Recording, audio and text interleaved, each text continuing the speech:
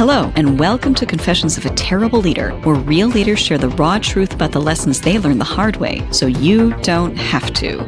Join our host, Layci Nelson, founder of Transcend Leadership Collective and former terrible leader. Every leader can become worthy of being followed if they are willing to put in the work. On this podcast, we share the messy stories and behind-the-scenes reality of what the work actually entails. We welcome you to this community of revolutionary leaders who believe honest communication, healthy conflict, and building cultures of acceptance, respect, and trust are not only possible, but non-negotiable for cultivating world-class teams.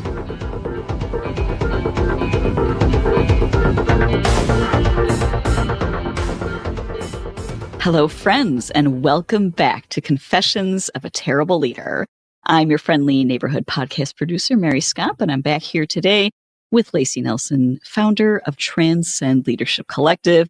We are in full-blown recovery mode from Halloween, not gonna lie. Yes, we are. Welcome, Layci, or shall I say Jareth. And folks, you're going to want to check out Layci's socials if you want to see some wild merging of Jareth from the Labyrinth and our fearless leader. So yeah, check it out. It's not like a kind of costume. It's full-blown Goblin King. Amazing. Oh, yeah. I do not know how to do anything half-assed. It is not in my DNA. It's and true. It extends to Halloween costumes. The Labyrinth is my favorite movie. It's my comfort movie. It's like that warm blanket. The fun part was, we get like 8 bajillion trick-or-treaters in our neighborhood. Like we literally had 2,000 trick-or-treaters. I've seen it. It's an insane thing. And by and large, the children had absolutely no idea who I was. I got asked if I was Beethoven. I think that was my favorite. I love that too. Yeah. Are you Beethoven? I was like, nope. But they got an education. However, plenty of parents that were all about it. It was a great night. Awesome. I am now exhausted from hours of essentially cosplaying Jareth. Did you do any like fancy juggling with your crystal ball, or did you just do lots of pretend juggling? Lots of pretend juggling with my crystal ball. Because it actually is glass. It was a gift actually from a client because of the analogy of, are you juggling rubber? Are you juggling glass? Yes. That meant a lot to her and gifted me that at the end of our time together. And immediately in my mind, I knew exactly that was clearly a sign from the Goblin King that I was intended to play him. So it's true. I feel like this is right on all the levels. Yeah, Halloween in your neighborhood truly is epic. I had the privilege of witnessing it a couple of years, and I've never seen anything like it since. But it's bananas. Yeah, well, Halloween can be delightful and spooky, but we're going to talk about something that is on the spooky side of things today. So we're going to keep going with spooky. Let's do it. All right, Layci. Today, I want to talk about quiet quitting. Okay. Now, quiet quitting, obviously, it's not a new phenomenon. It's just the term that's a fairly new phenomenon in the past few years. It seems as though I was starting to see articles and research popping up around the time slightly post-lockdown, where everything went remote. We've talked about this changed the course of everything, but then I started seeing what is quiet quitting and what can we do about it? I want you to give me your take on quiet quitting. It's not new. No. Why now? Why the term now? And why is this coming out now? And what can we do about it? It's a problem. So tell me. Yes, absolutely. Quiet quitting is not new. We just have a new word for it. The concept, just in case there's any listeners who are not as familiar with it, the concept of quiet quitting is that people that work for you all of a sudden, or maybe you're just noticing it right now, stop doing anything that is above and beyond the absolute basics of their job description. They have capacity for A-level performance, but maybe they're putting in like C, D level stuff, and they're just not contributing to their potential capacity. You'll notice what's going on with this person. They're not as engaged as they used to be. Their quality of work isn't as high as it used to be. Their production just isn't as much, like the innovation is going down, all the things, right? You're like, what's going on with this person? But you can't exactly pinpoint it. There are some people that it's really the same side of the coin. They just started as a quiet quitter. We've heard the term lazy girl jobs, right? Yes. Just enough to slide by. Right. it's all interconnected and related, and the terminology, it's not only girls that can do that. There's the piece of me that doesn't like that term. Right. But it is, regardless of gender, it's people can do this. We often like to first point at the person and be like, oh, something is wrong. What's wrong with kids these days kind of mentality? Totally. What is with this Gen Z? Now that I'm an elder, I'm like borderline ex-millennial, just right there, literally on the border. It's all of us now, the old people in the workplace looking, which we are. Sorry to break it your heart, but we are now transitioning into the older generation in the workplace. It can be dismissed as people that hear about the term are like, they're just old people, and us older people that are like, no, something's very different. This is not how it was. And I think we're right. It's not how it was. But I think we're looking in the wrong direction to figure out what's going on. Yeah. When we entered lockdown and we all went remote, some of us stayed remote forever. Mm-hmm. I am one of those people. I was actually in grad school and I had a job with the university, but obviously that came to a screeching halt with lockdown. Let's dive into a little bit of why something like that triggered this outpouring of basically just awareness of quiet quitting. How does this happen? How does this get brought into the light? Right. First of all, there was just a huge shift as people in leadership, especially millennials. Oh, we don't care about butts and seats, but we don't realize how much we actually do care about butts and seats until the butts aren't in the seats and we don't have our eyes on the work and we can't see it getting done, right? Or we see the outcome, the results of the work, but we don't see the process. So I think there was a little bit of a awakening really of, well, first of all, a ton of time is wasted in the office. I say wasted. It's not wasted. That's not a fair terminology. There's a ton of time in the office when people are together that is spent basically chit-chatting. Mm-hmm. And innovation comes out of that. You are talking about work, but you're first doing a lot of the niceties and catching up. And these things are important for connection. Mm-hmm. When we went remote, that all went away. And we all of a sudden were not talking to people unless it was for a very specific reason. Mm-hmm. That often played out in a relational disconnect. And I am going somewhere with this, bringing it back. Yep. So with that relational disconnect, what happens is we start to get more critical unless we have less empathy for each other because we are not engaged in one another's lives like we used to be. We don't know that this person's kid was up puking all night anymore.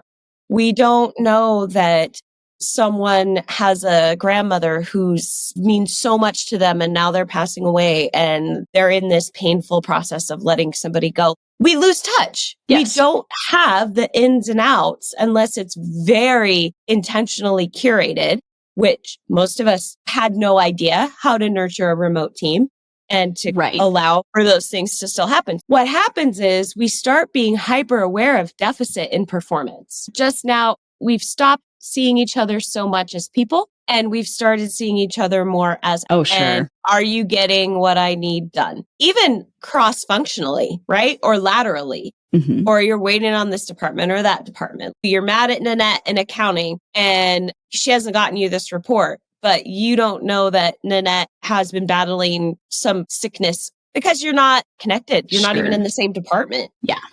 So all that to say, I think that quiet quitting became a term that people used to kind of blanket everything, kind of like toxic. Oh, you know how toxic is just overused? Yes. I think we have an episode on that somewhere. It's somewhere, yeah. Toxic is just a completely abused term. It's overused. Mm-hmm. There is actually toxicity, but when we overuse the term, it loses its punch, right? It loses its relevance as to what it actually means. Mm-hmm. Well, I think we've decided quiet quitting is anything we don't like. Mm-hmm. When someone's performance is not up to par, they're quiet quitting because we've disconnected from them as people and we don't have the same level of empathy, the same level of just humanness, right? Sure. All of us being humans together. So I think that definitely played into why is everyone all of a sudden saying this? Well, because they're just using it when they don't really go further, deeper into the problem. Gotcha. It's like, I don't like their performance. They're slacking. They must be quiet quitting. Right. So the things that contribute to that in office, because we talked about remote, how that can happen. Okay, so what I'm going to say, you can still apply all of the things I just said to in office if there's disconnection. And what exacerbates it, and it will happen in office or remotely, it gets even worse and brings to the surface when there is lack of clarity from the leadership. So when people are quiet quitting, that's another way of saying they're not meeting my expectations. And immediately I'm going to say, do they know your expectations? Yeah. And often it's like, well, I hired them to do a job, or there's a job description. And if that is your answer, bad news. You're the problem. So you are the reason they are, quote, quiet quitting. And your leadership is the reason they're quiet quitting, because people need to know how to win. And they need to understand what exactly it looks like to win. And they need to have it delivered to them in a way. I mean, ideally, you're co-creating the goals that they're working on every quarter. They're in alignment with the larger annual goals of the organization. They are held accountable, and you are also held accountable transparently to what you're all collectively working on and individually working on. When those pieces are not in place, it is going to feel like people are quiet quitting because they're not meeting your expectations, but really you've quiet quit on them. Right. Like they don't even know. Right. They don't even know. It's like, I know I'm a staff accountant. Right. And I know I have certain objectives, but beyond that, also, I'm not a staff accountant. I just want to clarify. I am absolutely not a staff accountant in any way, shape, or form. Neither am I. There's a reason we outsource certain things, and that is one of them. But anyway, yes, that was just the first thing that popped into my mind, unfortunately. But the thing is, like you said before, if all you have is a job description, and as a leader, you think, oh, this is enough. Whoa, there's so much missing from that. And I appreciate the perspective that you provide on maybe they're not quiet quitting. Maybe it's on you. You haven't provided the proper objectives for them. And like you said, hopefully shared objectives. Right. The co-creation of all of that, which is absolutely essential for clarity. So you need more than a job description. You really do. Yeah. And also looking at yourself as a leader and saying, am I enabling this quote unquote quiet quitting? Because if you are jumping in and saving the day all the time or reworking their work, you are contributing. What's going to happen is maybe they were engaged at one point and they were killing it, and then they're not. The first thing to ask them is everything okay in your world? Yes. Approaching it with, are you okay? Sure. What's going on? If there genuinely is a drop off, and it's not just a perceived drop off because you're disconnected or your expectations aren't clear. Right. Asking them, how are you? What's happening in your world? I've noticed a shift. That goes a really long way. And I often will preface it with, you don't need to tell me the nitty gritty in your life. And this isn't about you being in trouble. This is about me caring about you, and just whatever you want to talk, whatever level you want to let me know if something's happening. I just want you to know I want to support you. If you're going through something, I want to be here to help and support and encourage, right? That goes a really long way. And back to the enabling thing, let's say it's not that. You're like, oh, no, their life is day in, day out. Nothing dramatic's going on. Well, back to the enabling is, are you a pace setting leader? Meaning, are you a leader that's out front, always doing the work? If they say, I don't know, I'm stuck on this. Oh, you take it back and you say, give it to me. I'll get it done. Or you swoop in and you save them if things are getting too close to the deadline, and you don't let the pieces fall where they're going to fall. That is really hard to do, because there is typically a cost associated with it. And sometimes it's even like bonuses, depending on where you fall in the organization. But if you are going to truly be empowering your team, you cannot be swooping in all the time, because they will, back to the quiet quitting, eventually disengage because they know they don't have to do it because you're going to do it. Or they used to do it all the time, but you were not good about feedback and redirection and checking in and saying, hey, this isn't exactly what I was looking for. Could you make these changes and then bring it back and let me see it again? You just said, oh, thanks, good enough. You didn't want to make them feel bad, so you took their work and reworked it. Well, they notice. They're going to know when you've reworked their work. Totally. Yes. You've created this cycle or this pattern where they're like, why would I try? Right. Listen, why even bother? I just know that they're just going to do whatever they want with it. So there's so many different versions of quiet quitting. So many. Really, the takeaway is look at yourself first as a leader. Are you checking in with people and asking them what's really going on in their life? Are you making time and opportunity for that human connection that allows us to have empathy for people, right? Brene Brown, it's really hard to hate up close. Yeah. Are we doing that? Are we making that happen on a consistent basis? And are we setting environments in our team for that to happen with each other as well? Have we set crystal clear expectations outside of the job description? That doesn't cut it. Right. You have to also be talking. Everyone should know if they did a good job or not at the end of the day. And if they can't answer that question with the same answer that you have, you've got to disconnect there. Yeah. So really getting concrete. Are you setting up accountability? Are you also accountable to them? Are you transparent? Are they understanding that? Because you could probably look to them. If they're perceiving you've quiet quit, there is no way they're going to work harder than you are. Oh, yeah. Why would they? And people know, oh my gosh, like people can sense these things. If they see, boss is super disengaged, so I'm just going to kind of do the same. Yep. I'm going to check out a little bit, right? Yeah. If you are going through something hard, you don't have to share with them. Maybe your marriage is falling apart, right? You're likely not going to be like, hey, let me lead with my marriage is falling apart, so I'm a hot mess. Right. But you can say, at a surface level, I have a lot happening in my life right now. Yeah. Outside of here. Yep. I don't really want to go into the details of it, but I do realize that it's impacting my responsiveness, or my work capacity right now is smaller than it has been or usually is. I want to acknowledge that up front. And also I need to know when it's impacting you negatively. You will be shocked because likely your team will rally around you. Sure. And instead of disconnecting, they're going to actually work harder because you let them know, versus if you don't say anything, they're going to make up their own narratives. They're going to think you're looking for another job. If you're the owner, they're going to be like, oh, they're checking out, or maybe they're trying to sell the business. They're going to make up a million stories, and likely none of them are going to be accurate. Right. Look at yourself. What messages are you unintentionally sending? Where are you contributing to this disconnect? And then if you have course corrected for all of those things and given it a little bit of time, you've done the check-in, you now have clear ways to win for every single person that reports to you. They understand you've done all the work and they're still quiet quitting.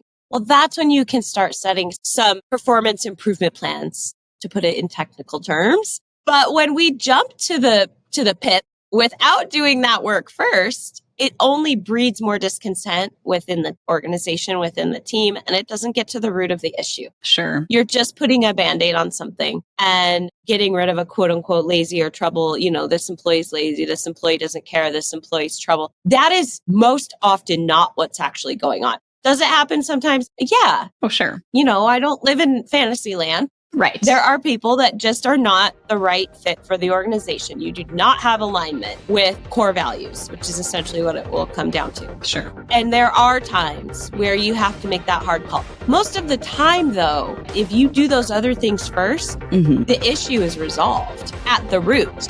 Yeah.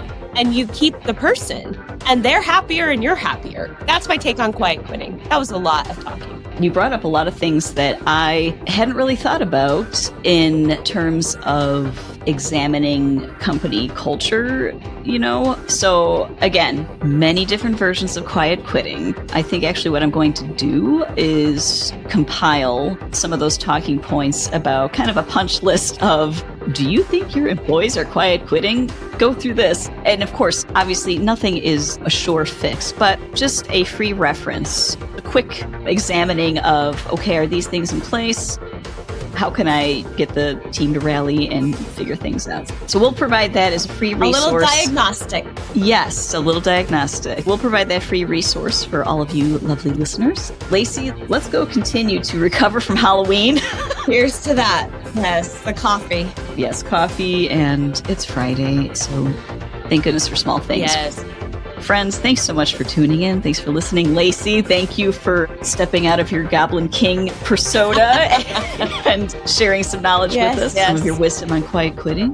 I don't think that's how Jareth managed his goblins. The bog of eternal stench. Yeah, exactly right. The bog of eternal stench. So don't send your employees. Do not send your employees to the bog of eternal stench. There's better ways to Don't be this. Jareth. Until next time, friends, go manage like a leader. Thanks for being part of this community of revolutionary leaders who believe honest communication, healthy conflict, and building cultures of acceptance, respect, and trust are not only possible, but non-negotiable for cultivating world-class teams. If one-to-one coaching, engaging workshops, or strategic planning that is actually useful are anything that interests you, make sure to head over to transcendleadershipcollective.com to check out our free resources. Confessions of a Terrible Leader is hosted by Layci Nelson and produced by Mary Skop. Music is by Leif Olson and Mary Skop from the band The Number of Months. Thank you so much for listening. Don't forget to like and subscribe and leave us a review. And until next time, go manage like a leader.